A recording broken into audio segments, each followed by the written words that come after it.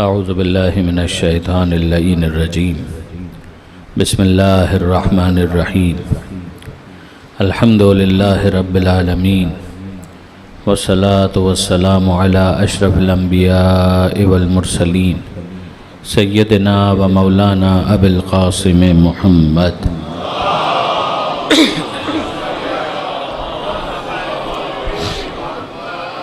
برادران عزیز و خاران محترم، سلسلہ مجالس بسلسلہ شہادت امیر المومنین علی ابن ابی طالب علیہ السلام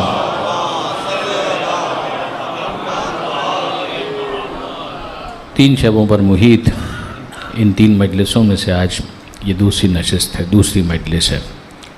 میں نے آپ کے سامنے کل بھی اسی آیت کو سرنامہ کلام میں تلاوت کرنے کا شرف حاصل کیا تھا، اور آج بھی آپ نے سے سماعت فرمایا۔ یہ سورہ براءت کی آیت ہے، آیت کا نشان ہے 111، کہ جس میں پروردگار عالم نے ارشاد فرمایا کہ ان اللہ اشترا من المؤمنین انفسہم و اموالہم، کہ یقیناً اللہ نے خرید لیا، ان اللہ یقیناً اللہ نے اشترا خرید لیا۔ کس سے خرید لیا؟ ظاہر ہے کہ خریدار تو پھر خدا ہے، یعنی بائر جو ہے وہ تو ہے خدا۔ تو کس سے خریدا؟ کہ من المومنین، مومنین سے خرید دیا۔ وہ پروڈکٹ کیا ہے کہ جس کا خدا خریدار ہے؟ کہ انفسہم و اموالہم، ان کے نفوس کو خرید لیا، ان کی جانوں کو خرید لیا، اور ان کے اموال کو خرید لیا۔ تو قیمت کیا ادا کی جائے گی؟ بِأَنَّ لَهُمُ الْجَنَّةَ، جنت کے عوض ان سے یہ متاع ان کی خریدی جا رہی ہے۔ اور پھر اس کے بعد مطالبہ کیا ہے؟ کا مطالبہ یہ ہے کہ جب موقع آئے گا تو پھر یہ قتال کریں گے فی سبیل اللہ، کسی اور موٹیو کے لیے نہیں، کوئی اور آبجیکٹیو ان کا نہیں ہوگا، کوئی ان کا ہدف نہیں ہوگا، یہ فی سبیل اللہ، قربتاً اللہ، اللہ کی خاطر، کہ جب یہ اپنی جان اور اپنا مال بیچ چکے تو پھر اس کے بعد جہاں وہ کہہ رہا ہے وہاں پر خرچ کرو۔ تو یقاتلون فی سبیل اللہ، تو پھر اس کے بعد یہ میدان میں جائیں گے اور جا کر قتال کریں گے۔ اس کا نتیجہ کیا نکلے گا؟ فَيَقْتُلُونَ وَيُقْتَلُونَ، قتل کر بھی دیں گے اور قتل ہو بھی جائیں گے۔ قتل کر دیں تو پھر اگلے معرکے کے لیے تیار ہو جائیں، اور قتل ہو جائیں تو اِنَّا لِلَّهِ وَإِنَّا إِلَيْهِ راجعون۔ یہ ہے ترتیب۔ اور اس کے بعد پھر پروردگار فرماتا ہے کہ وعدن علیہ حقاً، یہ اللہ کے ذمے پر ایک وعدہ ہے، حق ہے، برحق وعدہ ہے۔ اور یہ وعدہ پہلی مرتبہ ہم نے نہیں کیا، یہ توریت میں بھی وعدہ ہے، انجیل میں بھی وعدہ ہے، اور قرآن میں بھی وعدہ ہے۔ اور پھر اس کے بعد کہ اللہ سے بڑھ کر کون ہے اپنے وعدے کو پورا کرنے والا۔ اب آپ غور فرمائیے برادران عزیز کہ خرید و فروخت کے جس کا یہاں پر ذکر ہو رہا ہے، تو اس کا مطلب یہ ہے، جو کل بھی میں نے گزارش کی تھی، کہ خرید و فروخت، تجارت، یہ کوئی ایسا فینومینا نہیں ہے کہ جس کو اسلام نے ٹابو سمجھا ہو، جس کو اسلام نے معیوب سمجھا ہو۔ اسلام اس بات کو ایکنالج کرتا ہے کہ فطرتاً انسان خرید و فروخت کی طرف راغب ہوتا ہے، انسان فطرتاً منافع کو حاصل کرنا چاہتا ہے، انسان فطرتاً خسارے، لاس کو، نقصان کو ایوائڈ کرنا چاہتا ہے۔ تو پروردگار عالم ان کو یہ ایڈوائس فراہم کر رہا ہے کہ تمہارا کوئی مال اتنا قیمتی نہیں ہو سکتا، تمہاری جان، تمہارا کوئی لمحہ اتنا قیمتی نہیں ہو سکتا، کوئی تمہیں اتنی زیادہ قیمت نہیں دے سکتا کہ جتنی اچھی قیمت خدا دے سکتا ہے۔ تو پروردگار عالم کی اس آفر کو کنسیڈر کرو، اور پھر جو وہ مانگ رہا ہے اس کو بیچنے کے لیے تیار ہو جاؤ۔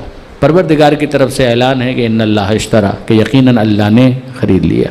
اب یہاں پر ایک بنیادی سوال آتا ہے، اور وہ یہ کہ خدا خریدنے کا اعلان کر رہا ہے، تو خریدے تو وہ اس وقت کہ جب کوئی بیچنے کے لیے اپنی چیز نکالے۔ یہ حضرت علامہ سید علی نقی صاحب کا استدلال ہے، اور بہت خوب استدلال۔ وہ فرماتے ہیں کہ مثلا اگر کوئی شخص، یہ اس کی ملکیت ہے، یہ پانی کی بوتل، تو آپ اگر یہ کہیں کہ میں نے خرید لیا تو اس کو حق ہے نا کہ یہ کہے کہ میں نے بیچنے کے لیے کب نکالا کہ آپ نے خریدنے کا اعلان کر۔ یہ ون وے ٹریفک تو نہیں ہوگا، معاملہ ہے نا۔ خرید و فروخت جو ہے وہ اصطلاح شریعت کے اندر بھی اگر آپ دیکھیں تو ایک کانٹریکٹ، ایک معاملہ ہے۔ اس معاملے کے اندر تو دو پارٹیز انوالو ہوتی، کہ ایک خرید رہا ہے تو ایک بیچ رہا ہے، اور بیچنا مقدمہ ہے، وہ نہ ہو تو خریدنے کا تو کوئی مطلب ہی نہیں ہے۔ اگر پروردگار عالم اپنے طور پر یہ کہے کہ بھئی میں خدا ہوں، یہ میرا حکم ہے، تو بات ختم ہو گئی، پھر تو ہم کوئی گفتگو نہیں کریں۔ مگر جب وہ حاکم ہونے کی حیثیت میں نہیں بلکہ باقاعدہ تجارت کے لیے ایک اعلان کر رہا ہے، جب تعبیر اس کی یہ ہے تو انصاف سے آپ مجھے بتائیے کہ آپ کا مکان ہے، اس کے بارے میں کہوں کہ میں نے خرید لیا، تو آپ مجھ سے کہیں گے گنڈا گردی ہے، کیا غصب کرنا چاہتے ہیں؟ یہ کون سا انصاف ہے؟ میں نے بیچنے کے لیے نکالا نہیں، نہ میں نے کوئی اشتہار دیا، نہ میں نے کسی بروکر سے کہا، تو یہ آپ کا کہنا اس کا مطلب کیا ہے کہ میں نے خرید لیا؟ یہ تو زبردستی ہے آپ کی طرف سے۔ چیز جب میری ہے تو میں نے بیچنے کے لیے اسے پیش ہی نہیں کیا، تو آپ خریدنے کا اعلان کیسے کر سکتے ہیں؟ اور یقین جانیے برادران عزیز، آپ کو شاید حیرانی ہو، مگر اگر آپ فقہ کی کتابوں کو دیکھیں اور عربی جو کتابیں ہیں ان کا اگر مطالعہ کریں، اہل علم یقیناً میری بات کی تائید کریں گے، تو وہاں پر ایک اصطلاح ہمیں نظر آتی ہے، بیع، اشترا، بیع و شراء، یہ ساری خرید و فروخت کے لیے استعمال ہونے والی اصطلاحات ہیں نا۔ تو اب آپ دیکھیں گے کہ وہاں پر ایک اصطلاح یہ بھی ہے، بیع فضولی۔ یہ فضولی کا جو لفظ ہے وہ آپ کو فضول سا لگے گا، لیکن بیع فضولی کیا ہوتی ہے؟ مگر ہوتا ہے، بیع فضولی ایک فنومینا ہے۔ اس میں ہوتا یہ ہے کہ جناب کسی کی مرضی کے بغیر، کسی سے پوچھے بغیر اس کی کوئی چیز آپ نے فروخت کر دی، تو آپ خود کہیں گے کہ یہ کیسی فروخت ہے؟ جب مالک نے اس چیز کو پیش ہی نہیں کیا تو آپ نے بیچ کر، میں کہوں کہ میں نے آپ کا مکان 5 کروڑ کے اندر بیچ دیا، اگر 5 کروڑ 50 کروڑ میں بھی آپ بیچیں تو مجھے منظور نہیں ہے، آپ نے بیچا کیسے؟ تو آپ کو ناراض ہونے کا حق ہے۔ تو میں کہوں گا کہ نہیں جناب، یہ بیع فضولی ہے۔ اب بیع فضولی کا مطلب کیا ہے کہ مالک کو پتہ ہی نہیں ہے اور کسی اور نے وہ چیز بیچ دی، تو ظاہر ہے کہ اس کا کوئی اثر تو نہیں ظاہر ہوگا، اس کو صرف اتنا کہنا ہے کہ اس کا کوئی اعتبار نہیں ہے، میں راضی نہیں ہوں، بات ختم ہو گئی۔ لیکن اگر وہ مان جائے تو پھر اس کے بعد یہ افیکٹو ہو سکتا ہے ایز پر شریعہ، اس کی تفصیلات ہیں مگر یہ ہے۔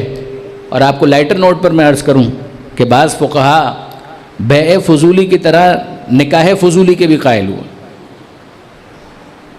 نکاح کے اندر بھی طرفین کی رضا تو ضروری ہے نا، کہ دلہا اور دلہن ہے اور ان سے پوچھیں گے پھر اس کے بعد نکاح پڑھایا جائے گا نا۔ تراضی طرفین ہی نہیں ہے تو پھر اس کے بعد نکاح پڑھانے کا تو کوئی مطلب نہیں ہے۔ لیکن اگر کوئی قاضی صاحب بہت زیادہ پرو ایکٹیو ہو جائیں، جس طرح سے کبھی کبھی عدالتیں ہوتی ہیں کہ کیس پیش ہی نہیں ہوا انہوں نے لگا لیا، تو اگر کوئی قاضی نکاح پڑھانے کے لیے اتنے پرو ایکٹیو ہو جائیں، وہ کہیں کہ جناب علی آپ کا نکاح میں نے ان سے پڑھا دیا ہے، تو آپ کہیں نہ میں نے آفر کیا، نہ انہوں نے ایکسیپٹ کیا، نہ انہوں نے آفر کیا، نہ میں نے ایکسیپٹ کیا، تو یہ ایجاب و قبول کیسے ہو گیا؟ کہ بس یہ نکاح فضولی ہے۔ تو انہوں نے کہا یہ نکاح فضولی بڑا فضول نکاح ہے، اس کو آپ اپنے پاس رکھیے، ہمیں نہیں چاہیے۔ مگر نکاح فضولی مطلب کیا ہوا؟ کا مطلب یہ ہوا کہ بھائی پوچھے بغیر نکاح تو پڑھ دیا، اب اگر اتفاق سے یہ طرفین راضی ہو جائیں اور باقی تمام شرائط اور کنڈیشنز پوری ہو جائیں تو یہ نکاح ہو جائے گا۔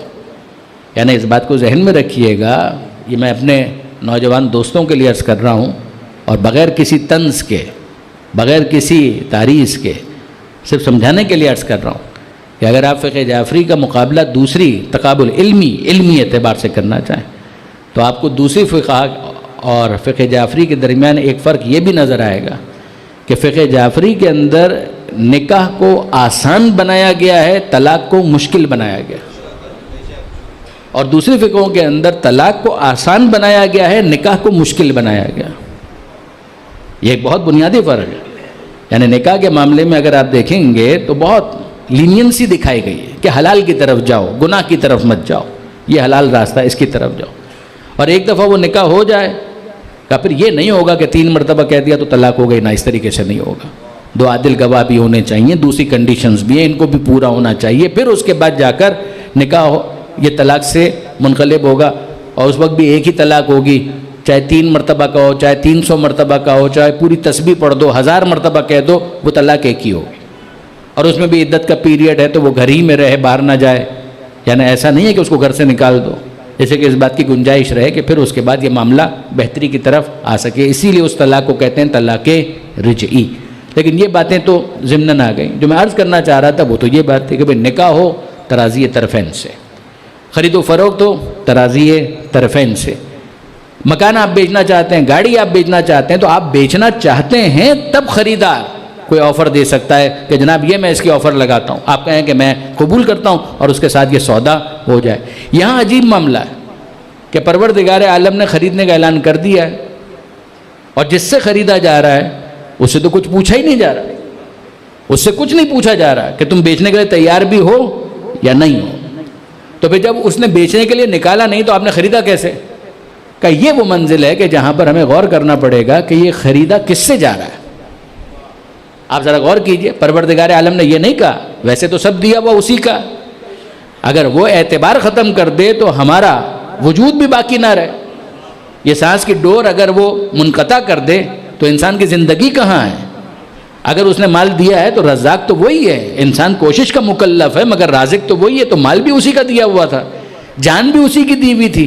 مگر یہاں پر اس ریفرنس کو پیش نہیں کیا جا رہا کہ دیا ہوا جب اس کا تھا تو وہ اگر چاہے تو خرید لے. ارے دیا ہوا جب اس کا تھا تو پھر خریدنے کا اعلان کرنے کی ضرورت کیا ہے؟ پھر تو وہ ویسے ہی لے لے. لیکن یہاں جب پروردگار عالم اتنا محترم بنا رہا ہے کہ پہلے دیتا ہے, دینے کے بعد مان لیتا ہے کہ جتنی دیر کے لیے ہم نے تمہیں دیا سمجھو کہ تم مالک ہو, اب ہمیں تمہارے ظرف کی بلندی سے توقع یہ ہے کہ جب ہم خریدنے کے لیے تم سے مانگیں گے تو تم انکار نہیں کرو گے, اور اگر تم تیار نہیں ہو تو ہمیں کوئی اصرار نہیں ہے. مگر ذرا دیکھو ہم کن سے خریدنے کی بات کر رہے ہیں. ان اللہ اشترا, کیا عام انسانوں کی بات ہو رہی ہے کہ انسانوں سے خرید لیا؟ کیا کافروں کی بات ہو رہی ہے کہ کافروں سے خرید لیا؟ کیا مشرکوں کی بات ہو رہی ہے کہ مشرکوں سے خرید لیا؟ کیا منافقوں سے بات ہو رہی ہے کہ منافقوں سے خرید لیا؟ ان میں سے کسی سے بات نہیں ہو رہی. پروردگار عالم جب خریدتا ہے تو اسٹینڈرڈ کے مطابق خریدتا ہے. ان اللہ اشترا من المومنین, یہ مومنین ہیں کہ جن کے نفسوں اور مال کی خریداری کی بات ہو رہی ہے.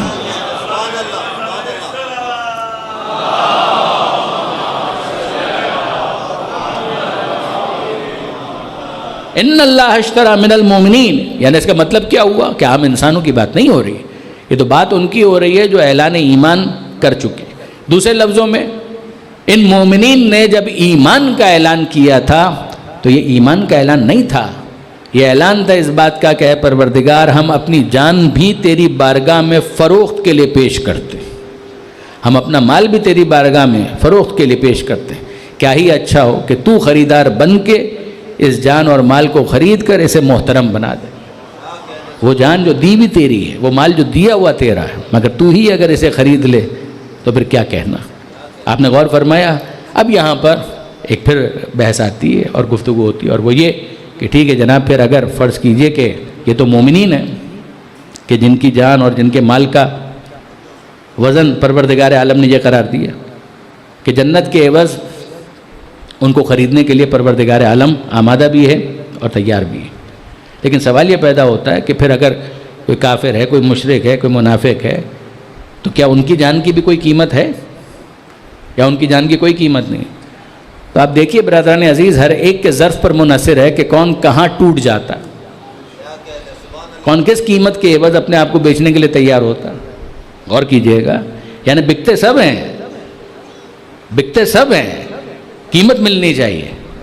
اب کون کتنا ریئلائز کرتا ہے کہ میرے نفس کی کیا قیمت ہے, اس پر ڈیپینڈ کرتا ہے کہ وہ کہاں پر اپنے آپ کو بیچنے کے لیے تیار ہو جائے گا. یہ سب اس پر ڈیپینڈ کرتا ہے کہ کون کہاں پر ٹوٹنے کے لیے تیار ہے. یعنی واقعاً اچھا سودا تو اسی کو کہا جائے گا نا کہ بیچنے والا بھی اس بات کو سمجھے کہ جو چیز میں بیچ رہا ہوں اس کی کیا میکسیمم قیمت مجھے مل سکتی ہے. اگر اس سے کم میں وہ بیچ دے تو خسارہ ہے, اگر اسی قیمت پر بیچ دے تو بریک ایون ہے, اور اگر اس سے زیادہ پر بیچ دے تو پھر اس کو پروفٹ ہے, اس کو فائدہ ہے. یہی ہوگا نا برادران عزیز. اب آپ دیکھیے کہ پروردگار عالم وارننگ دیتا ہے, لا تشتروا بآیاتی ثمنا قلیلا, اے اہل کتاب میری آیتوں کو اس معمولی قیمت پر مت بیچو, یہ بہت قیمتی ہیں, تم نے کس قیمت پر ان کو بیچنے کے لیے فراہم کر دیا, یہ مت کرو. توریت میں انحراف, تحریف کر دی, انجیل کے اندر تحریف کر دی, معنی کو ٹویسٹ کر دیا. یحرفون الکلام عن مواضعہ, یہ کلام کو, کلمات کو ان کے مقام سے ٹویسٹ کر دیتے ہیں. کہ یہ مت کرو, لا تشترو بآیاتی ثمنا قلیلا, یہ میری آیتوں کو, یہ میری نشانیوں کو, ان کو اتنی معمولی قیمت پر مت فروخت کرو. وما ربحت تجارتہم, ان کی اس تجارت نے ان کو کوئی فائدہ نہیں دیا. رب منافع کے لیے استعمال ہونے والا لفظ ہے, مرابحہ, آپ بھی یہ لفظ سنتے رہتے ہیں, عربی کا لفظ ہے رب. فما ربحت تجارتہم, اگر اس طرح سے تجارت کرو گے تو تمہاری تجارت تمہیں کوئی فائدہ نہیں پہنچائے گی, نہ ہدایت ملے گی, نہ کوئی فائدہ ملے گا, نقصان اور گھاٹا اٹھانا پڑے گا. والعصر ان الانسان لفی خسر, زمانہ گواہ ہے کہ تمام کے تمام انسان خسارے میں نقصان اٹھانے والے ہیں. ان کو کاروبار کرنا نہیں آتا, ان کو تجارت کرنا نہیں آتا, ان کو یہی اندازہ نہیں ہے کہ کس پروڈکٹ کو کتنی قیمت پر بیچنا ہے. تو ہم کو سمجھ میں آیا کہ کچھ ہیں اس طرح کے کہ جن کی خرید و فروخت پر پروردگار عالم نقد کرتا ہے, گرفت کرتا ہے, کرٹیسائز کرتا ہے کہ ان کو کاروبار کرنا ہی نہیں آتا, یہ کم قیمت پر بیچ دیتے ہیں. جب اتنا بڑا بائر موجود ہے تو انہوں نے کس کو بیچا, کتنے پر بیچا؟ جو بیچا نقصان میں بیچا, خسارے میں بیچا. اور ایک ہے مومن, مومن پر پروردگار کو اتنا اعتماد ہے کہ اس کے اعلان ایمان کے بعد وہ فروخت کے اعلان کا الگ سے انتظار ہی نہیں کرتا.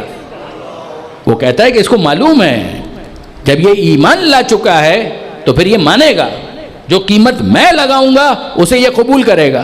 تو مولا کائنات نے نہج البلاغہ کے اندر کمال کا جملہ ارشاد فرمایا. مولا فرماتے ہیں کہ تمہارے نفس کی قیمت, تمہارے نفس کی قیمت نہیں, تمہارے نفس کی کم سے کم قیمت, تمہارے نفس کی کم سے کم وہ قیمت کہ جس پر اگر تم اپنے نفس کو بیچو تو فائدہ ہے, اس سے کم پر بیچو گے تو نقصان. اور وہ کیا ہے تمہارے نفس کی قیمت کا؟ تمہارے نفس کی کم سے کم قیمت جنت ہے, اس سے کم پر مت بیچنا. اگر اس سے کم پر بیچا تو خسارہ ہے. تب آپ ذرا مولا کی تعبیر پر غور کیجئے کہ یہ نفس کی کم سے کم قیمت ہے. اگر ایک مومن ہے تو اس مومن کے نفس کی کم سے کم قیمت کیا بریک ایون پر نہیں ہے. معاملہ وہاں پہنچ گیا کہ جہاں پر اس کو کامیاب تاجر ڈکلیئر کیا جا سکتا ہے. مگر یاد رکھیے کہ ہر کامیاب تاجر اس قابل نہیں ہوتا کہ اس کو ایوارڈ سے نواز دیا جائے, اس کو لائف ٹائم اچیومنٹ ایوارڈ دے دیا جائے. ہر کامیاب تاجر اس قابل نہیں ہوتا. یہ تمہارے نفس کی کم سے کم قیمت ہے. جنت تمہارے نفس کی کم سے کم قیمت ہے, اس سے کم پر فروخت مت کرنا ورنہ خسارہ ہے. تو ہم مولا سے پوچھیں کہ مولا اگر کم سے کم قیمت جنت ہے تو پھر زیادہ سے زیادہ کیا ہے؟ کہ سمجھ جاؤ مومنین کے نفس کی قیمت جنت ہے جو کم سے کم ہے, اور امیر المومنین کے نفس کی قیمت مرضی پروردگار ہے جو زیادہ سے زیادہ ہے. درود بھیجیے گا محمد و آل محمد.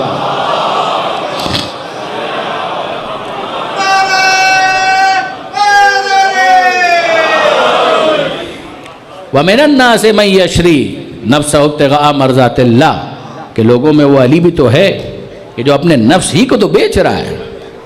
ابتغاء مرضات اللہ, مرضی پروردگار کے عوض. واللہ رؤوف بالعباد, اور اللہ اپنے بندوں کے اوپر رؤوف بھی ہے اور مہربان بھی ہے. اب دیکھیے برادران عزیز کہ ہم کو یہ سمجھ میں آیا کہ جیسے جیسے اخلاص کا لیول بڑھے گا, جیسے جیسے انسان قرب پروردگار کی منزل پر ہوگا, اسی طرح سے اس متاع کی قیمت بڑھتی چلی جائے گی. اب یہ معاملہ صرف جنت تک تو نہیں رہا. اسی لیے امیر المومنین کا وہ بہت مشہور جملہ آپ نے یقیناً سنا ہوگا کہ مولا کائنات ارشاد فرماتے ہیں کہ کچھ ہوتے ہیں کہ جو جنت کے عوض عبادت کرتے ہیں, اور کچھ ہوتے ہیں جہنم کے خوف سے عبادت کرتے ہیں. اور جہنم کے خوف سے عبادت کرنا اور جنت کی لالچ میں عبادت کرنا یہ بھی ایک مرحلہ ہے, مگر اس مرحلے کو آپ جو بھی نام دیں یہ احرار کی عبادت نہیں ہے. احرار کہتے ہیں آزاد, حر کی جمع ہے نا احرار, کہ اس کا مطلب تو یہ ہے کہ بہرحال کوئی نہ کوئی موٹیو تو سامنے آ گیا نا کہ اس کے عوض یا اس کے عوض. تو مولا فرماتے ہیں کہ کچھ ہیں کہ جو جنت کے عوض عبادت کرتے ہیں, یہ مزدور کی عبادت ہے. اگر کوئی شخص ہے وہ جہنم کے عوض عبادت کر رہا ہے تو یہ بھی ایک مرحلہ ہے. جہنم کے خوف سے اگر عبادت کر رہا ہے کہ ایسا نہ ہو کہ جہنم میں ڈال دیا جائے, تو یہ بھی ایک مرحلہ ہے. مگر یہ مراحل وہ ہیں کہ جس کے اندر یا کوئی انسینٹو پیش نظر ہے یا کوئی فیئر پیش نظر ہے. وہ فیئر بھی کنسٹرکٹیو ہو سکتا ہے, یہ جنت کا انسینٹو بھی پازیٹیو ہو سکتا ہے, مگر اس کے باوجود اس میں ظرف کی وہ بلندی نمایاں نہیں ہوتی جو مولا کائنات فرماتے ہیں کہ ما عبدتک طمعا لجنتک ولا خوفا من نارک. اے پروردگار میں نے تیری عبادت نہ جنت کے لالچ میں کی نہ جہنم کے خوف سے, بل وجدتک اہلا للعبادہ فعبدتک, میں نے تو تجھے عبادت کا اہل پایا تو تیرے سامنے اپنی پیشانی جھکا دی. درود بھیجئے محمد و آل محمد.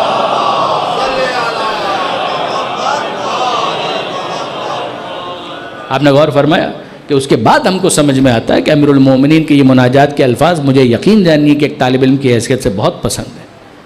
آپ کو یہ مناجات کے الفاظ، اب تو انٹرنیٹ کا زمانہ ہے، آپ ڈالیں گے تو آپ کو ریفرنسز کی لائن لگ جائے گی، ورنہ بہرحال مفاتی میں بھی اور دیگر کتابوں کے اندر آپ کو مولا کائنات کے یہ الفاظ ملیں گے جہاں پر عبادت اور نفس اور علی کا نفس اور عبادت اور پروردگار کی عبادت، تو وہاں پر یہ جملے عجیب شان پیدا کرتے ہیں کہ الہی کفا بی عزن ان اکون لک عبدا، کہ اے پروردگار میری عزت کے لیے یہ بہت کافی ہے کہ میں تیرا عبد اور تیرا بندہ ہوں، میری عزت کے لیے یہ بہت کافی ہے کہ میں تیرا عبد اور تیرا بندہ ہوں۔ وَكَفَى بِفَخْرًا أَن تَكُونَ لِي رَبًّا، اور میرے فخر، پریسٹیج اور پرائیڈ کے لیے یہ بہت کافی ہے کہ تو میرا رب اور میرا پروردگار ہے۔ میری عزت کے لیے یہ بہت کافی ہے کہ میں تیرا عبد، تیرا بندہ، میری پرائیڈ کے لیے، میرے آنر کے لیے، میرے فخر کے لیے یہ بہت کافی ہے ان تکون لی ربن، کہ تو میرا رب اور میرا پروردگار ہے۔ انت کما احب، تو ویسا ہے کہ جیسا میں چاہتا تھا، تو ویسا ہے کہ جیسا میں چاہتا تھا۔ فاجعلنی کما تحب، مجھے ویسا رکھ کہ جیسا تو چاہتا۔ یہ مناجات علوی، مناجات امیر المومنین، آپ ذرا اس پر تبصرہ سنیے۔ میں نے بعض اوقات یہ تبصرہ کوٹ بھی کیا کہ ہمارے حوزہ علمیہ قم سے تو سبھی واقف ہیں، حوزہ علمیہ نجف، حوزہ علمیہ قم، یہ تو مراکز ہیں۔ ایک اور چھوٹا شہر ہے جو فاصلے پر ہے قم سے کچھ فاصلے پر، اور اس کا نام ہے خنسار۔ ہمارے بہت سے کراچی کے بھی علماء کرام ہیں جنہوں نے اپنی تعلیم وہاں سے حاصل کی، پھر اس کے بعد وہ ہائر اسٹڈیز کے لیے قم تشریف لائے۔ بہت سے یہاں کراچی کے اندر بھی آپ کو بہت سے علماء یہ ملیں گے۔ ایک ہل اسٹیشن ہے خنسار، تو وہاں پر ایک بزرگ عالم دین ہوا کرتے تھے، آیت اللہ تقدیری رحمۃ اللہ علیہ۔ آیت اللہ تقدیری بہت معروف شخصیت نہیں ہے، مگر انہوں نے کئی علماء کی تربیت کی ہے، یعنی معروف سے میری مراد عوامی سطح پر معروف نہیں، علماء میں تو خیر بہت معروف ہیں۔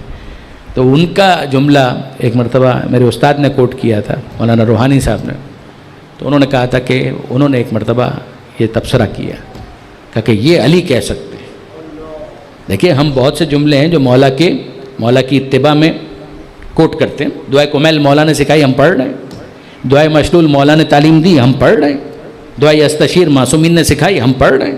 دعائے عرفہ امام حسین نے سکھائی، ہم پڑھ رہے ہیں۔ معصوم کی اتباع ہی میں، مگر ہم پڑھ رہے ہیں۔ مگر وہ فرماتے تھے کہ میری تو ہمت ہی نہیں ہوتی یہ جملہ اسی طرح سے کہنا، کہ میری ہمت نہیں ہوتی۔ کہ پہلا جملہ کہ وہ پھر بھی میں کہہ لیتا ہوں، میری عزت کے لیے یہ بہت کافی ہے کہ میں تیرا عبد اور تیرا بندہ ہوں، اتباع علی میں اتنا میں بول پاتا ہوں۔ علی کہتے ہیں میرے فخر کے لیے بہت کافی ہے کہ تو میرا رب ہے، کہ علی کی اتباع میں یہ بھی میں بول لیتا ہوں۔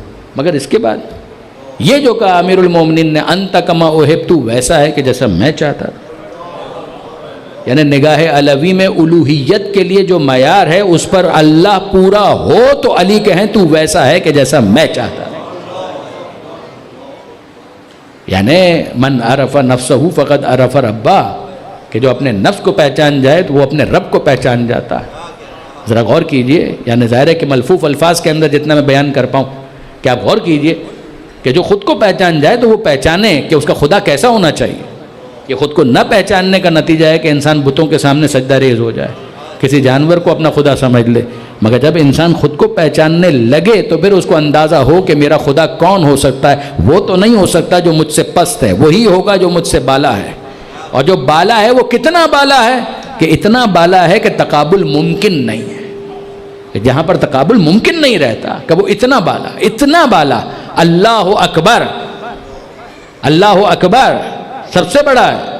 اس کا یہی تعارف کروایا نا معصومین نے، جب کسی نے سوال کیا کہ اکبر تو کمپیریزن کے لیے آتا ہے، تقابل کے لیے آتا ہے، تو معصوم سے پوچھا گیا، تو معصوم نے پوچھا لوگ کیا سمجھتے ہیں؟ کہا لوگ سمجھتے ہیں کہ یہ جتنے دنیا کے اندر ہیں ان سب سے خدا بڑا ہے۔ تو معصوم نے اس پر تبصرہ کیا، یہ چھٹے امام کافی کی روایت ہے کہ امام نے اس پر یہ کہا کہ اچھا اللہ ان سب سے بڑا ہے تو کچھ نہ کچھ بڑائی تو ان کے اندر بھی ہوگی، کہ جس کے بعد یہ کہا جائے کہ خدا ان سے بڑا ہے۔ دیکھیے برادران عزیز، جب آپ تقابل کرتے ہیں تو دونوں کے اندر وہ وصف کسی حد تک پایا جائے تب تقابل کر کے آپ یہ کہیں گے کہ کمپیریٹو ڈگری یہ ہے کہ یہ اس سے بڑا ہے. تو کوئی اتنا بڑا ہو گیا کہ اسے تقابل کی منزل میں خدا کے سامنے پیش کیا جا سکے؟ یہ ہے توحید جو آل محمد نے ہم تک پہنچائی ہے. کوئی تقابل میں اس قابل ہو گیا کہ خدا سے اس کا تقابل کیا جا سکے؟ کہ مولا پھر آپ بتائیے کہ اس کا کیا مطلب ہے؟ کہ یاد رکھو کہ خدا کا مقابلہ کسی سے نہیں کیا جا سکتا. کہ پھر اکبر تو ہے، تو پھر یہ کمپیر کس سے کیا جا رہا ہے؟ کہ جب خدا یہ کہتا ہے کہ خدا کی کبریائی بیان کرو تو تم اس کے اوصاف بیان کرو گے. وہ ستار ہے، وہ غفار ہے، وہ جبار ہے، وہ قہار ہے، وہ رحمان ہے، وہ رحیم ہے. یہ خدا کی بڑائی ہی تو بیان ہو رہی ہے. سب بیان کرنے کے بعد جب تھک جاؤ تو ایک مرتبہ کہو مالک اتنا کچھ بیان کر دیا، اللہ اکبر، مگر میرا بیان پھر چھوٹا رہ گیا، تو اس سے بھی بڑھ کر. درود بھیجیے گا محمد و آل محمد.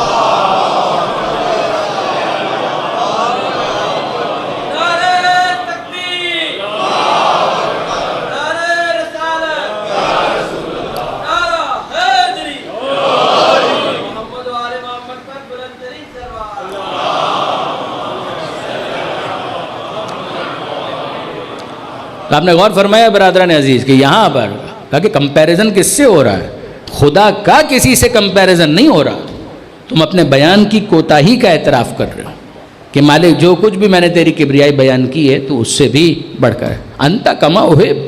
وہ آیت اللہ تقدیری فرماتے ہیں کہ میں تو نہیں کہہ پاتا کہ تو ویسا ہے کہ جیسا میں چاہتا تھا. کہ میری تو ہمت ہی نہیں ہے. میں کیا چاہ سکتا ہوں؟ میں کیا سوچ سکتا ہوں؟ میں تو کچھ نہیں سوچ سکتا. یہ علی کہہ سکتے ہیں. یہ علی کی زبان پر سجتا ہے، سوٹ کرتا ہے کہ علی یہ کہیں کہ تو ویسا ہے کہ جیسا میں چاہتا تھا. فجعلنی کما تو. وہ کہتے تھے کہ میں اس کے بارے میں یہ ایک تبصرہ کرتا ہوں کہ انت کما احب، کہ استفہام کے انداز میں، اسٹیٹمنٹ نہیں. ایک ہے اسٹیٹمنٹ کہ تو ویسا ہے کہ جیسا میں چاہتا تھا، یعنی ایک استفہام. انت کما احب، تو ویسا ہے کہ جیسا میں چاہتا تھا. بل فوق ما احب، بل فوق ما احب، تو اس سے بہت بڑھ کر ہے کہ جو میں چاہ سکتا تھا. تو اس سے بہت بڑھ کر ہے کہ جو میں چاہ سکتا تھا. فجلنی کما تو ہے، بس مجھے ویسا رکھ کہ جیسا تو چاہتا ہے. اور اس پر جناب سید العلماء علامہ سید علی نقی صاحب کا یہ تبصرہ بھی بہت وقیع ہے، بہت عمدہ ہے. کہ وہ فرماتے تھے کہ اگر مولا نے خدا سے کہا تو ہم خدا کو تو نہیں مخاطب کر سکتے، کیوں نہ ہم مولا کو مولا ہی کے انداز میں مخاطب کریں. یہ توجہ کیجیے گا کہ مولا نے خدا سے کہا تو ہم کیوں نہ مولا کو مولا ہی کے انداز میں، جیسے مولا نے خدا سے کہا تھا ویسے ہم مولا کو مخاطب کریں انہی الفاظ کو مستعار لیتے ہوئے. تو ہم کیا کہیں کہ ہم یہ کہیں کہ مولا ہم نے آپ کو ویسا مولا پایا کہ جیسا ایک ماننے والا چاہ سکتا تھا، ہمیں ویسا ماننے والا بنا دیجئے کہ جیسا آپ چاہتے ہیں. درود بھیجئے محمد و آل محمد.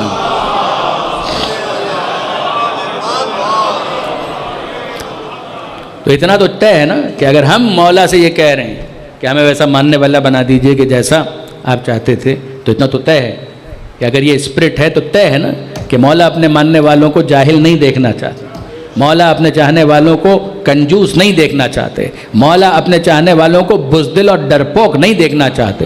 تو جب معلوم ہے کہ وہ صاحب علم دیکھنا چاہتے ہیں تو علم سے تعلق پیدا کرنا ہوگا. جب مولا اپنے ماننے والوں کو سخی دیکھنا چاہتے ہیں تو سخاوت سے رشتہ جوڑنا ہوگا.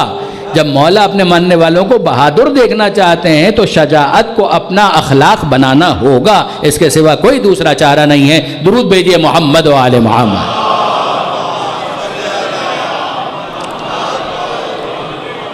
اور یہاں میں آپ کی خدمت میں عرض کرنا چاہوں گا گفتگو کو متصل کرتے ہوئے، انفسہم و اموالہم، جان اور مال دونوں خرید لیا خدا نے. اور یہاں ہماری وہ کتاب حدیث کی وسائل الشیعہ، اس کے اندر یعنی جب مولا کا ذکر آتا ہے تو ذہن میں یہ آتا ہے کہ گویا امیر المومنین کے پاس دنیاوی اعتبار سے مال نہیں ہوگا. کل بھی میں نے اس پہ تبصرہ کیا تھا اور آج پھر اصرار کے ساتھ یہ حدیث میں آپ کے سامنے پیش کرنا چاہ رہا ہوں کہ کیا امیر المومنین اپنے ماننے والوں کو مفلوق الحال دیکھنا چاہتے ہیں؟ کیا مولا اپنے ماننے والوں کو غریب، مسکین، فقیر دیکھنا چاہتے ہیں؟ نہیں برادران عزیز، ایسا نہیں ہے، قطعاً ایسا نہیں. ہاں اگر فقر ہے تو انسان وقار کے ساتھ اس کو بھی مقابلہ کرے، بالکل. بے صبری کا مظاہرہ نہ کرے، کسی شارٹ کٹ کے چکر میں نہ پڑے، یہ بالکل ٹھیک ہے، لیکن یہ ہے کہ یہ کوئی آئیڈیل سچویشن ہے، قطعاً ایسا نہیں ہے۔ وسائل الشیعہ کے اندر یہ کتاب حدیث کا مجموعہ ہے جس کے کمپائلر ہیں شیخ حر عاملی، محدث، بہت بڑے محدث شیخ حر عاملی، جن کی قبر آپ کو مشہد کے روضے میں ملے گی۔ یہ جانا چاہیے، یہ خاص طور پر میں اپنے دوستوں کی خدمت میں عرض کروں گا، بزرگان تو واقف ہیں مگر نوجوانوں سے، کہ جب آپ جائیں تو جہاں مین زیارت تو ظاہر ہے کہ معصوم کی ہے، اس میں کوئی شک نہیں، مین زیارت جب بھی مشہد جائیں گے تو 8ویں امام کی زیارت وہی مرکز ہے، مگر ساتھ ہی ساتھ کہ وہ علماء کے جنہوں نے تشیع کی ترویج اور اس کو یہاں تک پہنچانے میں اپنا کردار ادا کیا ہے، ان میں جیسے شیخ حر عاملی رحمۃ اللہ علیہ، یعنی آپ اس بات کو ذہن میں رکھیے کہ جو ہماری 4 کتابیں احادیث کی ہیں کہ جن کو اولین منابع کی حیثیت حاصل ہے، کافی، من لا یعذر، تہذیب، استبصار، محمد ابن یعقوب کلینی، شیخ طوسی، شیخ صدوق علیہ رحمہ، شیخ طوسی کے کریڈٹ پر 2 کتابیں، تہذیب بھی اور استبصار بھی، یہ متقدمین شمار ہوتے ہیں۔ پھر اس کے بعد متاخرین کے اندر جن بزرگان نے احادیث کے مجموعوں کو مرتب کرنے میں زحمت کی ہے اور بڑی محنت کی ہے، ان میں وسائل الشیعہ شیخ حر عاملی جن کا روضہ مشہد میں، علامہ مجلسی رحمۃ اللہ علیہ بحر الانوار اصفہان میں مدفون ہے، اور پھر اس کے بعد مستدرک الوسائل، نوری، محدث نوری تبرسی، محدث نوری، ان کی قبر نجف اشرف میں ہے۔ حرم امیر المومنین ہی کے اندر اگر آپ دیکھیں گے تو کتنے ہی علماء ہیں کہ جو وہاں پر مدفون ہیں، کچھ کی قبریں تو بہت نمایاں، جیسے علامہ ہلی ہیں، مقدس اردبیلی ہیں، وہ تو ساتھ ہی ساتھ، مگر اگر آپ سامنے کی طرف دیکھیں گے تو آپ کو کئی ایسے حجرے نظر آئیں گے کہ جن کے اندر بڑے بڑے علماء کی قبریں ہیں۔ خود آیت اللہ العظمیٰ ابو القاسم الموسوی الخوئی رحمۃ اللہ علیہ جو مرجع گزرے ہیں اور بہت بڑی شخصیت ہے، وہ بھی وہیں پر مدفون ہے، انہی میں جناب محدث نوری کی قبر بھی ہے۔ یہ محدث نوری اس اعتبار سے بھی آپ کو یاد رہیں گے کہ ہمارے گھروں کے اندر وہ کتاب موجود ہے، مفاتیح الجنان، شیخ عباس قمی رحمۃ اللہ علیہ، یہ ان کے شاگرد ہیں، محدث نوری کے شاگردوں میں ہیں شیخ عباس قمی صاحب مفاتیح الجنان۔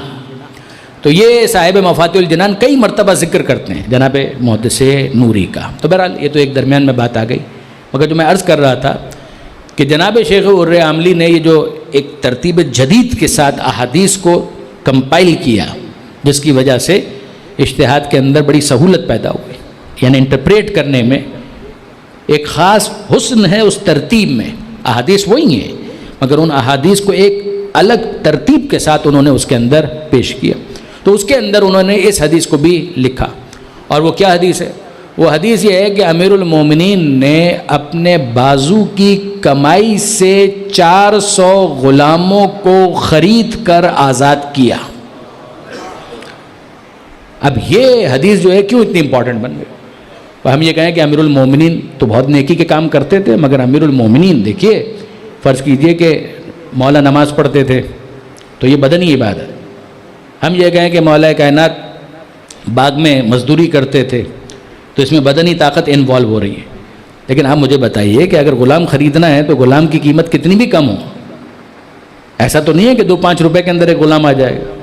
اچھا ہم یہ کہیں کہ نہیں کسی نے مولا کو ہدیہ کیا ہوگا، نہیں، اس پر اصرار ہے کہ امیر المومنین نے یہ جو غلام آزاد کیے تھے یہ اس کمائی سے آزاد کیے تھے جو مولا کے بازوؤں کی کمائی تھی، یعنی باقاعدہ اسباب ظاہری کے تحت اس دنیا میں محنت کر کے امیر المومنین نے اس مال کو کمایا اور پھر اس کے بعد اس مال کو صرف کیا تاکہ 400 غلاموں کو آزاد کر سکیں۔ تو آپ غور فرمائیے، علی جب ایسے ہیں تو ماننے والوں کو بھی مفلوق الحال نہیں ہونا چاہیے، ماننے والے بھی ایسے ہوں کہ جن کے پاس اتنا مال ہو کہ وہ مالی بہت ساری عبادتیں فلنتھراپسٹ کی حیثیت سے انجام دے سکیں۔ امیر المومنین نے کبھی اس بات کو پسند نہیں کیا کہ انسان اس روش اور اس انداز کو اختیار کرے۔ مجھے اچھی طریقے سے یاد ہے، ہمارے بہت محترم جناب آیت اللہ جعفر سبحانی مدّ ظلہ العالی، اب تو ظاہر ہے کہ ان کا شمار مراجع میں ہوتا ہے، ان کا درس خارج بھی ہوتا ہے قم کے اندر، تو آیت اللہ جعفر سبحانی کی ایک ایسی کتاب ہے کہ جو مجھے ہمیشہ سے بہت پسند رہی، کیونکہ خاص طور پر اپنے ٹین ایج کے اندر میں نے اس کتاب کا مطالعہ کیا تھا اور اس کا نقش آج تک میں محسوس کرتا ہوں، اور میں نے بعض مجلسوں کے اندر یہ کہا کہ میرا بس چلے تو میں اس کتاب کو ہر کالج گوئنگ اسٹوڈنٹ کے لیے پڑھنا واجب کر دوں. 9-10 کے جو اسٹوڈنٹس ہیں یا کالج گوئنگ ہے, یونیورسٹی گوئنگ ہیں, ان کے لیے میں لازم کر دوں کہ اس کتاب کا ضرور مطالعہ کریں. آج کل تو PDF بھی آسانی کے ساتھ آپ ڈاؤن لوڈ کر سکتے ہیں. اس کتاب کا نام ہے اردو ترجمے کا عظیم لوگوں کی کامیابی کے راز. عظیم لوگوں کی کامیابی کے راز, بہترین کتاب. اس کے اندر آیت اللہ جعفر سبحانی نے بہت سی جدید مثالیں بھی دی ہیں اور ان کے بتایا ہے کہ وہ کون سے سیکریٹس اور وہ کون سے راز ہو سکتے ہیں کہ جن کو انسان اپنی زندگی کے اندر انفورس کرے, امپوز کرے, تو جس کے نتیجے میں وہ کامیابیوں کو حاصل کر سکتا ہے. تو اس کے اندر آغاز ہی میں آپ کو یہ مل جائے گا کہ امیر المومنین کی سیرت سے اقتباس کرتے ہوئے انہوں نے اس چیز کو پیش کیا. اور وہ کیا, اور مجھے اچھی طریقے سے یاد ہے کہ پہلے انہوں نے اس آیت کو وہاں پر نمایاں طور پر پیش کیا کہ ان لیس للانسان الا ما سعی, انسان کو وہی ملتا ہے کہ جس کی وہ کوشش کرتا. یہ قرآن کیا ہے؟ دعا مانگنا حق ہے, دعا مانگنا بالکل حق ہے, مگر دعا کے ساتھ اگر انسان کوشش کے لیے تیار نہ ہو تو پھر آپ مطمئن ہو جائیے کہ وہ دعا مؤثر نہیں ہو سکتی. پروردگار عالم نے ہاتھ دیے, انسان ہاتھوں کو حرکت ہی نہ دینا چاہے اور دعا سے سب کچھ نازل کروانا چاہے, یہ نہیں ہوگا. اسباب غیبی سے خدا کی طرف سے توفیق ملتی ہے جب انسان موجود مادی اسباب کو متحرک کرنے کے لیے تیار ہو جائے. موجود اسباب کو آپ متحرک کیوں نہیں کر رہے؟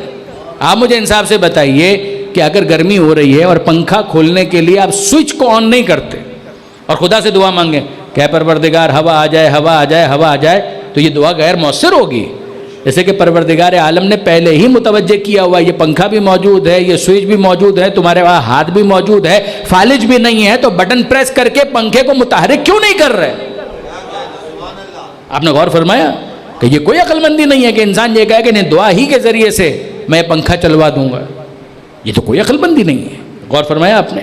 وہاں پر انہوں نے اس آیت کو پہلے ہائی لائٹ کیا کہ ان لیس للانسان الا ما سعی, انسان کو وہی کچھ ملتا ہے کہ جس کے لیے وہ کوشش کرتا ہے. پھر اس کے بعد امیر المومنین کا یہ کوٹیشن, کتنا خوبصورت تبصرہ ہے امیر المومنین کا. کس جگہ کی بات ہے؟ کوفہ, ظاہری خلافت کا زمانہ. امیر المومنین, آپ میں سے کتنے احباب ہیں کہ جنہوں نے زیارت کی ہے؟ اللہ سب کو بار بار نصیب کرے انشاءاللہ.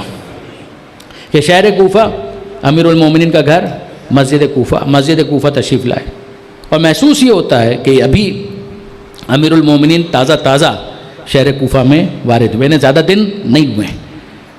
تو مولا کائنات کا لوگ استقبال کرنے کے لیے آئے. مولا کہہ رہے ہیں کہ ہم مسجد جائیں گے, تو مسجد آئے, اور جب مسجد آئے تو وہاں پر کچھ افراد نظر آئے کہ جو بھیک مانگ رہے تھے, جن کے ہاتھ میں کشکول تھا, کشکول گدائی. تو جب وہ کشکول لے کر بھیک مانگ رہے تھے تو امیر المومنین نے ان کو غور سے دیکھا, کیا سبب ہے, یہ بھیک کیوں مانگ رہے ہیں؟ تو ہو سکتا ہے کہ یہ معذور ہوں, ہینڈی کیپ ہوں, اسپیشل ہوں, کوئی کیس ہو ان کے ساتھ, آنکھیں کام نہیں کر رہی ہیں, کانوں سے معذور ہیں, فالج ہے, ہاتھ کام نہیں کرتے, پیر کام نہیں کرتے, وجہ کیا ہے, کیوں؟ کہا کہ نہیں, یہ تو ہٹے کٹے ہیں, صحت کے اعتبار سے تو کوئی ایشو نہیں ہے, آنکھیں بھی کام کر رہی ہیں, نظر بھی آ رہا ہے, آواز بھی سن رہے ہیں, ہاتھوں میں حرکت ہے, پیروں سے بھی یہ معذور نہیں ہے, تو پھر وجہ کیا ہے؟ جب ہینڈی کیپ نہیں ہے, کرپلڈ نہیں ہے, تو پھر وجہ کیا ہے؟ تو امیر المومنین نے ان کو دیکھا اور اس کے بعد پھر مصاحبین میں سے کسی سے پوچھا کہ کیا سبب ہے, یہ لوگ کون ہیں جو یہاں پر بیٹھے ہوئے ہیں؟ اب ذرا سنیے, یہ بہت بڑا مسئلہ ہے کہ غلط کام کو جسٹیفائی کرنے کے لیے آپ دیکھیے کہ عنوان کیسے تراشے جاتے ہیں. غلط کام کو جسٹیفائی کرنے کے لیے عنوان کیسے تراشے جاتے ہیں. تو یہ کہہ دیا کسی نے کہ مولا یہ ہیں رجال الحق, رجال یعنی مرد, حق یعنی حق. اچھا, عجیب بات یہ ہے کہ یہ دونوں الفاظ وہ ہیں کہ جو پیغمبر اکرم نے علی کے لیے استعمال کیے. لَأُوتِيَنَّ الرَّایَةَ غَدًا رَجُلًا, کل علم دوں گا, مرد کو دوں گا. اور حق, الحق مع علی وعلی مع الحق, کہ حق علی کے ساتھ ہے, علی حق کے ساتھ ہے. تو یہ رجل حق جاننا چاہتا ہے کہ ان میں کون سی رجال حق والی بات ہے. یہ رجل حق جاننا چاہتا ہے کہ ان میں رجال حق والی کون سی بات ہے کہ ان کو کہا جا رہا ہے رجال حق. یہ اتنا بڑا عنوان, یہ اتنا اہم عنوان, یہ اتنا بڑا ٹائٹل اگر تم اپلائی کر رہے ہو یہاں پر تو بتاؤ تو صحیح کہ ان میں کون سی ایسی بات ہے کہ جس کی وجہ سے کہہ رہے ہو کہ یہ رجال حق ہے. تو کسی نے کہا مولا یہ بندگان حق ہیں، یہ رجال حق ہیں، ان میں حق والی بات یہ ہے کہ یہ اللہ پر توکل کرتے ہیں، لیجئے۔ وہ توکل اتنی اچھی صفت ہے اور اس کو لے جا کر فٹ کر دیا کہاں پر؟ یہ اللہ پر توکل کرتے ہیں، یہ اللہ پر بھروسہ کرتا ہے۔ کہا کیا کرتے ہیں، کس طرح سے اللہ پر توکل کرتے ہیں؟ کہا اگر کوئی ان کو کھانے کے لیے روٹی دے تو کھا لیتے ہیں، ورنہ صبر کرتے ہیں۔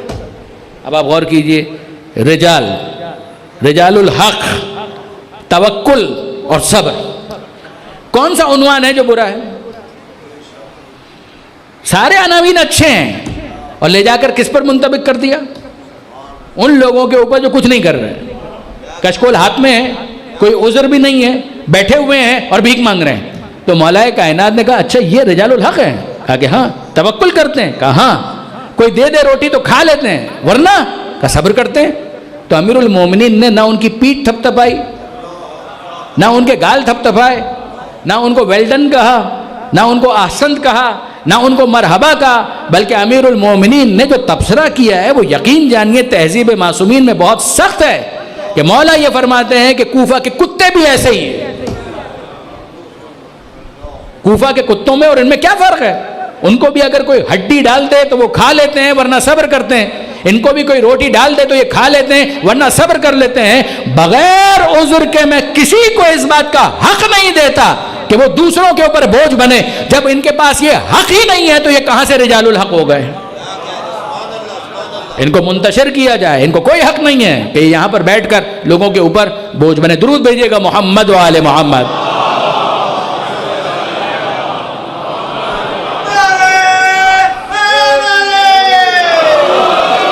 اور یہیں سے میں اپنی بات کو گریز کرتے ہوئے لے جانا چاہوں گا کہ آپ غور کیجئے گا کہ کئی مرتبہ یہ ہوتا ہے کہ کوئی کام اگر برا ہو تو اسے لوگوں میں مقبول بنانے کے لیے اس کے لیے ایک اچھا عنوان تراش لیا جاتا ہے۔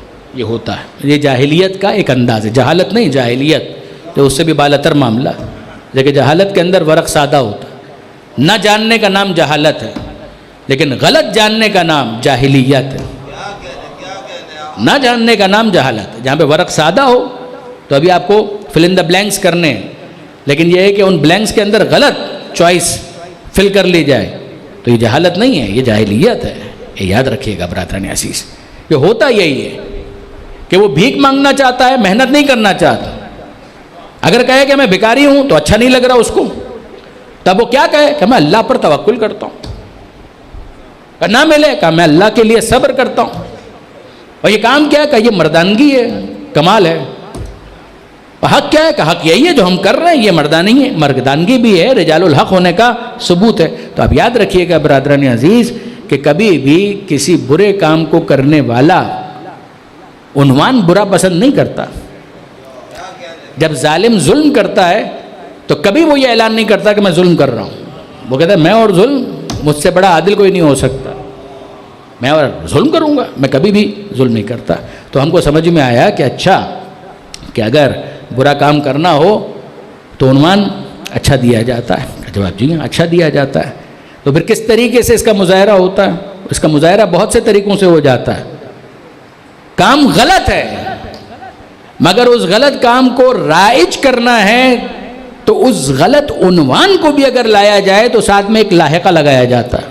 میں بہت ملفوف الفاظ میں اور بہت محتاط الفاظ میں یہ عرض کرنا چاہ رہا ہوں کہ مجھے بتائیے کہ اگر کوئی ظلم کرنا چاہتا ہے تو کہتا ہے عدل کر رہا ہوں، کوئی جھوٹ بولنا چاہتا ہے تو کہتا ہے میں سچ بول رہا ہوں، کوئی خیانت بھی کرنا چاہتا ہے تو امانت کا عنوان ڈھونڈتا ہے، اگر کوئی بدعت کرنا چاہتا ہے تو کیا عنوان تلاش کرے گا؟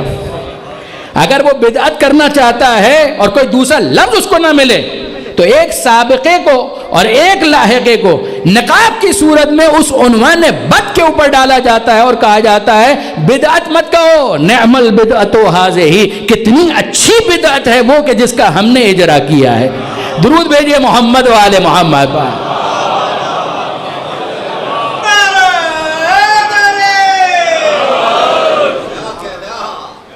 کہ اب دوسرا لفظ نہیں مل رہا تو کیا کریں؟ کہ سابقہ اور لاحقہ، اس کے ذریعے سے اس کو ایک کور فراہم کیا کہ نعم البدعۃ ھذہ، کتنی اچھی بدعت ہے کہ جس کو ہم نے رائج کیا، تو بدعت آپ ہی کو مبارک۔ ہمارا تو مسئلہ یہ ہے کہ دین ہم نے جس سے لیا ہے اسی سے ہم نے پوچھا ہے کہ اس دین کا وارث کون ہے۔ دیکھیے برادران عزیز، کبھی غور کیجئے گا، یہ بہت ہی عمدہ تبصرہ ہے خود مولا کائنات کا، جب کسی نے امیر المومنین کو آفر کیا. یہ دیکھیے یعنی سبب کیا ہے، کیوں امیر المومنین آتی بھی حکومت کو ریجیکٹ کر رہے ہیں. کہ مولا کہتے ہیں نہیں چاہیے، رکھو، نہیں چاہیے. آفر کیا ہے؟ آفر یہ ہے کہ یا علی، شورا کے نمائندے مولا کے پاس آ رہے ہیں اور آ کر آفر کر رہے ہیں کہ اے علی فقط اتنا آپ کہہ دیجئے کہ آپ جو حکومت کریں گے، آپ جو خلافت کریں گے، تو آپ کا منبع، مبنا کیا ہوگا؟ قرآن کے مطابق، سنت رسول کے مطابق. تیسری چیز بھی ہے کہ بزرگوں کی سیرت کے مطابق آپ حکومت کریں گے. یہ ہو کیا رہا تھا برادران عزیز؟ یہ کیا ہو رہا تھا؟ کبھی آپ نے سنا ہے مارشاء اللہ لگا دیا، اس کے بعد پارلیمنٹ کا جب وجود ہوا تو پھر قرارداد پاس کروائی گئی کہ بھائی آپ اس کو اپروو کر دیجئے. مارشاء اللہ لگا دیا گیا. اب آئین تو موجود ہے، آئین بحال ہوا. جب آئین بحال ہوا تو اب کریں کیا؟ کام تو غلط ہو گیا تھا. کہا پارلیمنٹ ہے تو پارلیمنٹ کے اندر پہلے یہی چیز پیش کرو اور ان کو پابند کرو کہ جناب عالی آپ ایک قرارداد پاس کریں، ایک آئینی ترمیم کریں کہ جس کے ذریعے سے اس کو تحفظ مل جائے. کہا کس کو؟ کہا وہ جو ہم نے کیا تھا اس کو تحفظ مل جائے. تو وہ علی کے پاس کس لیے آئے ہیں؟ یہ آئینی ترمیم کروانے کے لیے آئے ہیں. کیا آپ ایک مہربانی کریں، اتنا اقرار کر لیں. اچھا آپ یقین جانیے اگر کوئی دنیاوی سیاستدان ہو تو وہ کہے اتنا بولنے میں کیا حرج ہے، حکومت کو آنے دو. مگر آپ انصاف سے بتائیے اگر علی اس وقت مان جائیں تو ہم کہاں کھڑے ہوتے؟ ہم کہاں کھڑے ہوتے؟ تو وہ جب مولا کے پاس آئے اور انہوں نے آ کر کہا علی صرف اتنا کہہ دیجئے کہ قرآن کے مطابق حکومت کروں گا، سنت رسول کے مطابق اور بزرگوں کی سیرت کے مطابق حکومت آپ کی، ہم سب وڈرا ہو جائیں گے، ہم سب دستبردار ہو جائیں گے. تو مولا کائنات نے اس کے جواب میں یہ کہا کہ اچھا بھائی جہاں تک قرآن کی بات ہے وہ تو خدا کی کتاب ہے، میرے گھر کی کتاب ہے. قرآن تو خدا کی کتاب ہے تو میرے گھر کی کتاب ہے. اور سنت رسول وہ اسی کی تشریح ہے. جہاں سرخی ہے وہاں تفصیل اگر چاہیے ہو تو سنت رسول.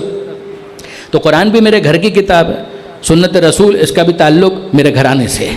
یہاں تک تو ٹھیک ہے. ایک بات بتاؤ، یہ جن بزرگوں کی سیرت کا تم حوالہ دے رہے ہو، اگر یہ قرآن اور سنت کے مطابق ہے تو الگ سے بیان کیوں کر رہے ہو؟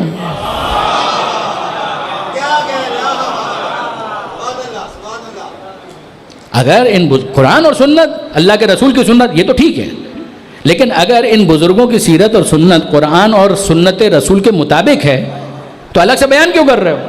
اور اگر تمہارے دل میں یہ موجود ہے کہ ان بزرگوں کی سیرت قرآن اور سنت کے مطابق نہیں ہے تو یاد رکھو علی سب کچھ کر سکتا ہے، قرآن اور سنت کے خلاف نہیں جا سکتا.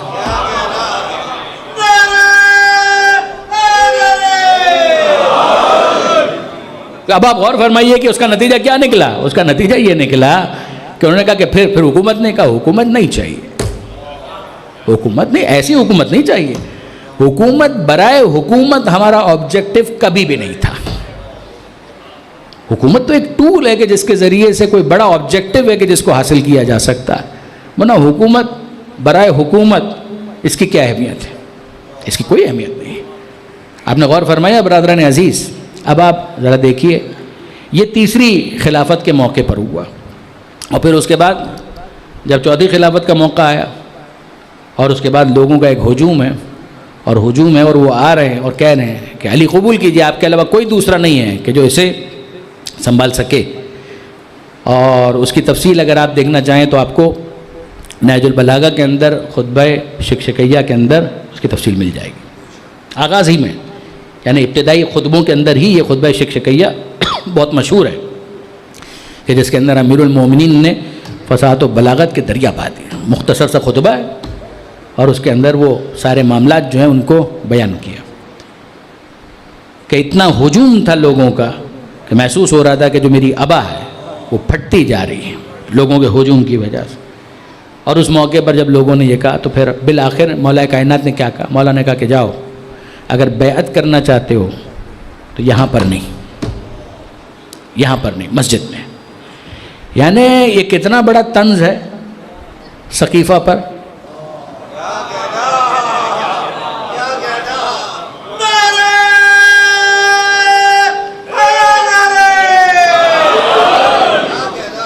کہیں چھپ چھپا کر کچھ نہیں ہوگا. کہا علی آپ کو جلدی نہیں ہے, لوگ آ رہے ہیں حکومت دینے کے لیے, پہلے آپ کہہ رہے ہیں یہ شرط نہیں مانوں گا, اب آ رہے ہیں تو کہتے ہیں یہاں نہیں مانوں گا.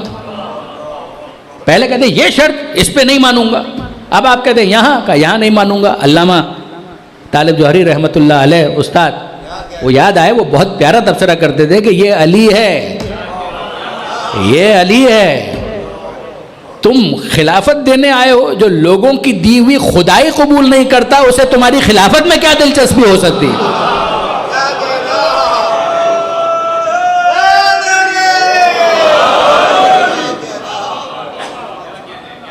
تو آپ نے غور فرمایا کہ یہ علی ہے. اب امیر المومنین جب آئے مسجد کے اندر اور مجمع موجود ہے, تو امیر المومنین گئے ممبر پر, اور ممبر پر وہاں جا کر بیٹھے کہ جہاں پر پیغمبر اکرم بیٹھا کرتے. یعنی کمال ہے, واقعاً یہ کمال ہے. اس لیے کہ پیشرو جو افراد تھے ان کا طریقہ کار یہ تھا کہ وہ ایک زینہ نیچے بیٹھا کرتے تھے, ایک زینہ, دو زینے وہ نیچے بیٹھا کرتے تھے. یعنی محسوس مت کیجیے گا, میں تو بہت ہی احتیاط کے ساتھ کہہ رہا ہوں کہ امیر المومنین رونتے ہوئے اوپر گئے,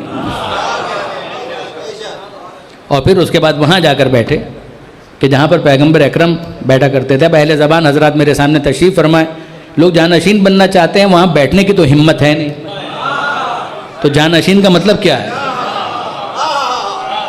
ان کے بیٹھنے کی جگہ پر بیٹھنا. تو جانشین تو وہی ہوگا جو وہاں بیٹھے. تو امیر المومنین وہاں پر جا کر بیٹھے, اور بیٹھنے کے بعد لوگوں کو مخاطب کیا اور کہا کہ خدا کا شکر, الحمدللہ, شکر ہے پروردگار کا کہ جس نے حق کو اس کے مقام پر واپس پلٹا دیا. شکر ہے پروردگار کا کہ جس نے حق کو اس کے مقام پر واپس سے پلٹا دیا. امیر المومنین اپنی باتیں کر رہے تھے, کچھ دیر کے لیے خاموش ہوئے. لوگوں میں چیمہ گوئیاں, نجوہ عربی کے اندر سرگوشی کو کہتے ہیں, تو کانوں میں سرگوشیاں ہو رہی تھیں. تو امیر المومنین نے سوال کیا, یہ نجوہ کس بارے میں ہو رہا ہے, یہ سرگوشیاں کس بارے میں ہو رہی ہیں؟ تو کسی نے کہا کہ یا امیر المومنین بات اتنی سی ہے کہ ہم لوگ یہ سوچ رہے تھے کہ آپ سے جو پیشرو افراد تھے وہ تو تھوڑا نیچے بیٹھا کرتے تھے, آپ تو وہیں جا کر بیٹھ گئے کہ جہاں پیغمبر اکرم بیٹھا کرتے تھے. تو مولا کائنات نے بہت خوبصورت تبصرہ کیا, یہ ممبر کی لکڑیاں کیا ہیں, میں نے تو وہاں قدم رکھے ہیں جہاں مہر نبوت موجود ہے.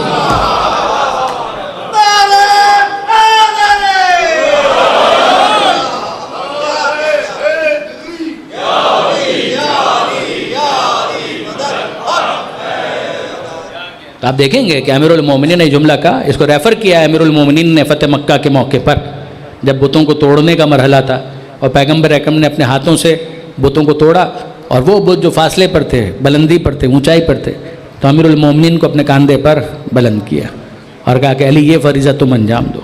اور امیر المومنین پیغمبر اکرم کے کاندھے پر بلند ہوئے اور اس کام کو انجام دیا. اور ہمارے علماء نے واقعاً فصاحت و بلاغت کے دریا بہا دیے. وہ کہتے ہیں کہ اس میں آپ کو توہین کا کون سا پہلو نظر آتا ہے؟ جب کسی نے کہا کہ اچھا تو اب مہر نبوت پر علی کے قدم, یعنی یہ توہین ہو رہی ہے, یہ فضیلت تو نہیں ہے, یہ تو توہین ہے کہ علی کے پیر ہوں اور مہر نبوت پر وہ اپنے پیر رکھ رہے ہوں. کیا اس کے اندر آپ کو فضیلت کا کوئی پہلو نظر آتا ہے؟ یہ تو تنقیص ہے, یہ تو توہین ہو رہی ہے علی کی بھی اور مہر نبوت کی بھی. علی ایسا کام کریں گے؟ تو بہت خوبصورت تبصرہ کیا گیا اور کہا گیا کہ جناب آپ غور فرمائیے کہ کتاب کے اوپر کون سی کتاب رکھی گئی ہے, اس سے طے ہوگا کہ تعظیم ہے یا توہین. اگر قرآن کے اوپر آپ نے کوئی عام کتاب رکھ دی تو یقیناً قرآن کی توہین ہے, لیکن انصاف سے بتائیے قرآن کے اوپر قرآن ہی کے ایک پارے کو رکھ دیں تو یہ توہین نہیں ہے, یہ تعظیم ہے. علی کون ہے؟ اولنا محمد, اوسطنا محمد, آخرنا محمد, وکلنا محمد.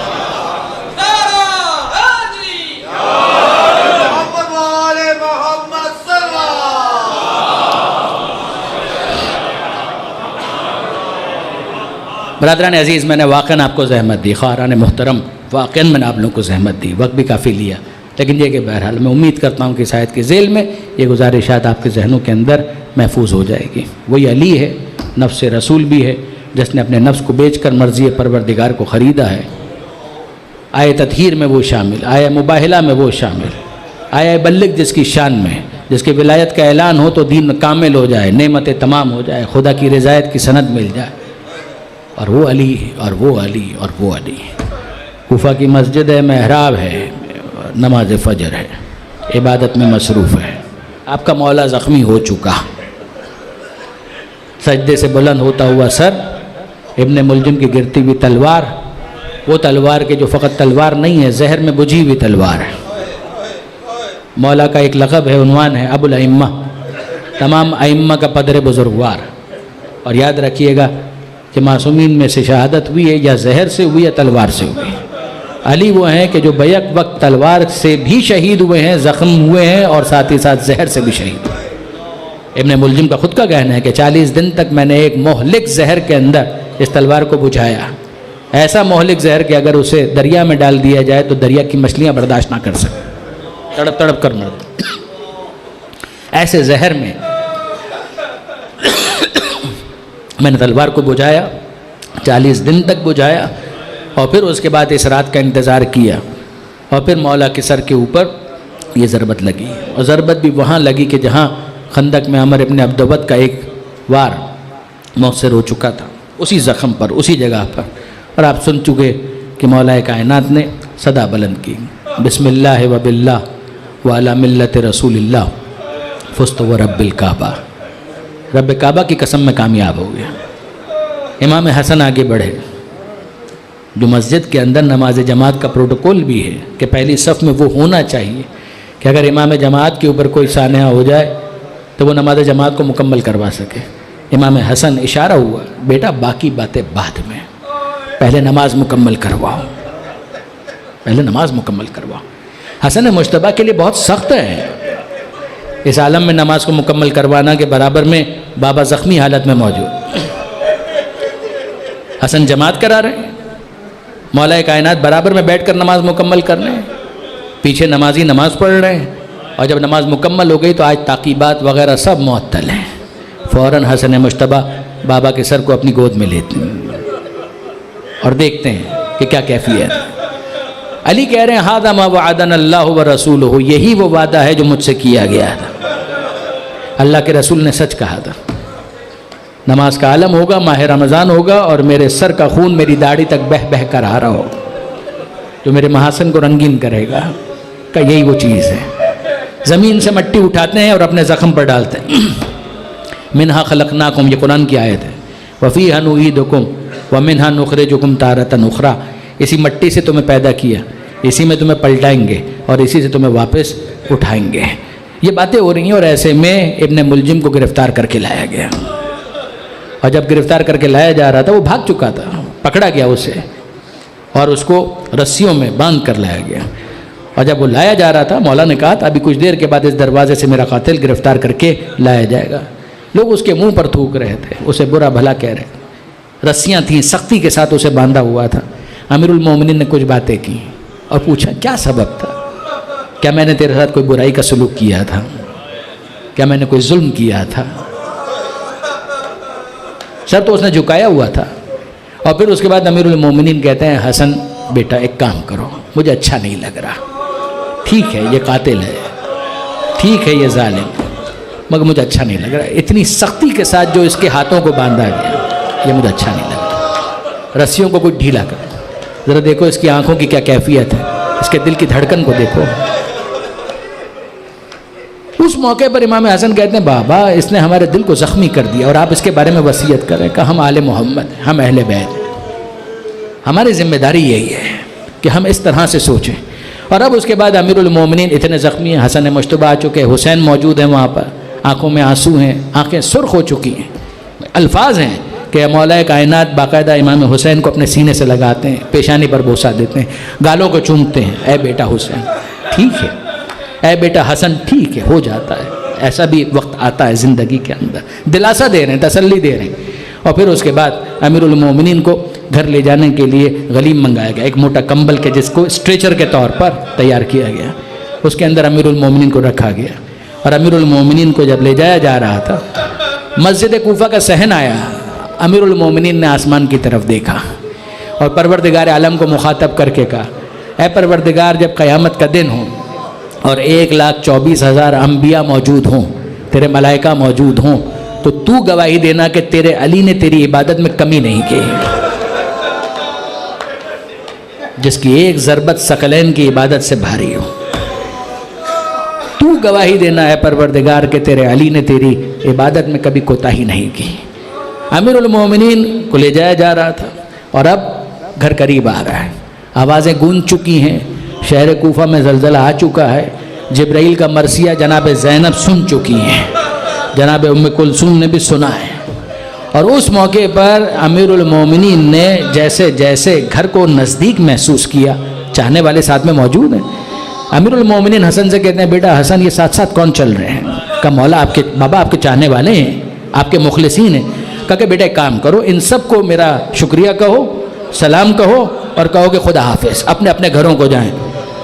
جیسے ہی امام حسن نے کہا کہ بابا آپ سے کہہ رہے ہیں کہ آپ لوگ رخصت ہو جائیں، تو انہوں نے پوچھا کہ کیا سبب ہے، ہماری کوتاہی کیا ہے، ہم مشایعت کرنا چاہ رہے ہیں، ہم کچھ اور تھوڑی دیر مولا کے ساتھ چلنا چاہ رہے ہیں۔ تو امیر المومنین نے کہا کہ بات اتنی سی ہے، گھر قریب آ رہا ہے، گھر نزدیک آ رہا ہے، میری زینب اور میری ام کلثوم متوجہ ہیں کہ بابا پر حملہ ہو چکا ہے، فریاد وہ سن چکی ہیں، مضطرب بھی ہیں، ان کی آنکھوں میں آنسو بھی ہوں گے، ان کی آواز بھی بلند ہوگی، کچھ آواز تو مجھے آ بھی رہی ہے، مجھے اچھا نہیں لگتا کہ میری زینب و ام کلثوم کی آواز نامحرموں کے کانوں تک جائے۔ تم ہو مخلصین، مگر بس تمہارا میرا ساتھ یہاں تک تھا، اپنے اپنے گھروں کو جاؤ۔ وہ چلے گئے، مگر میں مولا کی بارگاہ میں ہاتھ جوڑ کر کہوں اے مولا 40 ہجری کا یہ کوفہ ہے، یہ مخلصین آپ کے ساتھ ہیں، اجنبی نہیں ہے، کوئی بازار نہیں ہے، کوئی دربار نہیں ہے، مگر مولا 61 ہجری میں آ کر دیکھیے یہ کوفہ شہر وہی ہوگا، زینب و ام کلثوم گھر میں نہیں ہوں گی، بازاروں میں ہوں گی، درباروں میں ہوں گی، سر پر چادر نہیں ہوگی، اور نہ محرموں کے مجمع میں یہ ندا دی جا رہی ہوگی تماشا دیکھنے والوں تماشا دیکھو، یہ علی اور زہرا کی بیٹیاں ہیں۔ بس عزیزو آخری چند جملے ابھی میں نے آپ سے عرض کیا کہ جب حسن آئے حسین آئے، خود تسلی دینے والے مولا تھے، اے بیٹا حسن ہے، بیٹا حسین، ہو جاتا ہے، زندگی کے اندر ایسے مراحل آتے ہیں۔ اور اب امیر المومنین جب گھر پہنچے ہیں اور جناب زینب نے بابا کا استقبال کیا ہے اور بابا کی یہ کیفیت دیکھی ہے، سر پر خون کے آثار نظر آ رہے ہیں، داڑھی پر خون کے نشان نظر آ رہے ہیں، جناب زینب نے دیکھا اور دیکھنے کے بعد کچھ دیر تک خاموش رہیں اور پھر دھاڑے مار مار کر رونا شروع کیا، بابا سے بلند گریا شروع کیا۔ اور میں آپ کی خدمت میں عرض کروں، وہ علی جو ابھی کچھ دیر پہلے مسجد میں حسن اور حسین کو تسلی دے رہے تھے، اے بیٹا حسن، اے بیٹا حسین، ہو جاتا ہے زندگی کے اندر یہ مراحل بھی آتے ہیں، مگر جب اپنی زینب کو روتے ہوئے دیکھا تو علی برداشت نہیں کر سکے، یہاں زینب نے گریا شروع کیا، وہاں علی کی گریے کی آواز بلند ہوئی۔ میں ہاتھ جوڑ کر کہوں آخری جملے، اے مولا کائنات، اے امیر المومنین، اے مشکل کشا، آج کوفے میں آپ اپنے گھر میں اپنی زینب کے چند آنسو نہ دیکھ سکے، آپ کے دل پر کیا گزری ہوگی جب شام غریبہ میں جلے ہوئے خیموں کے پاس زینب کبریٰ کو دیکھا ہوگا اور جناب زینب نے کہا ہوگا اے سوار رک جا، یہاں اب لوٹنے کے لیے کچھ باقی نہیں ہے۔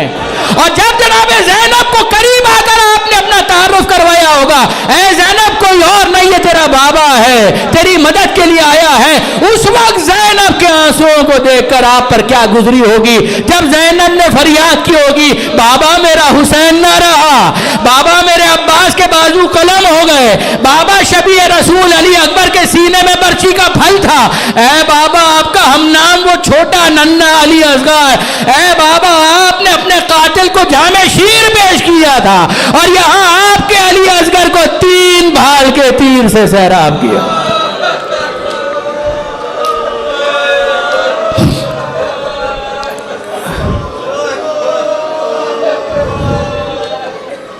الا لعنۃ اللہ علی الظالمین وسيعلم الذين ظلموا أي منقلب ينقلبون اجرکم علی اللہ۔